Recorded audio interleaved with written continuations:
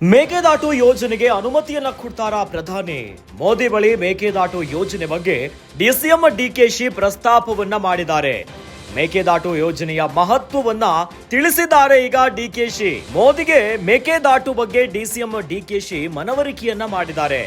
ಉತ್ತಮ ಮಳೆಯಾದಾಗ ನೀರನ್ನ ಸಂಗ್ರಹಿಸಬಹುದು. ಬರಗಾಲಕ್ಕೆ ಮೇಕೆದಾಟು ಡ್ಯಾಮ್ ಮಾತ್ರ ಪರಿಹಾರ ಅಂತ ಹೇಳಿದ್ದಾರೆ.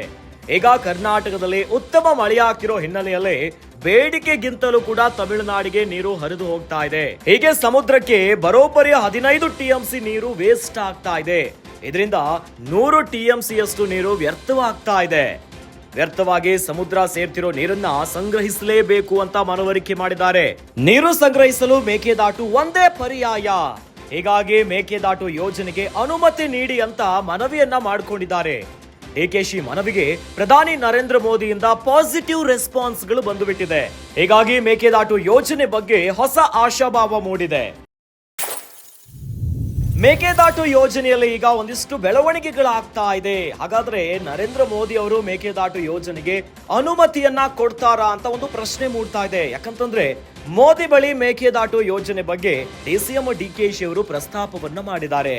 ಮೇಕೆದಾಟು ಯೋಜನೆಯ ಮಹತ್ವವನ್ನ ತಿಳಿಸಿದ್ದಾರೆ ಡಿಸಿಎಂ ಡಿಕೆಶಿ ಅವರು. ಬಹಳ ಪ್ರಮುಖವಾಗಿ ಉತ್ತಮ ಮಳೆಯಾದಾಗ ನೀರನ್ನ ಸಂಗ್ರಹಿಸಬಹುದು. ಬರಗಾಲಕ್ಕೆ ಮೇಕೆದಾಟು ಡ್ಯಾಮ್ ಮಾತ್ರ ಪರಿಹಾರ ಅಂತ ಮನವರಿಕೆ ಮಾಡಿದ್ದಾರೆ.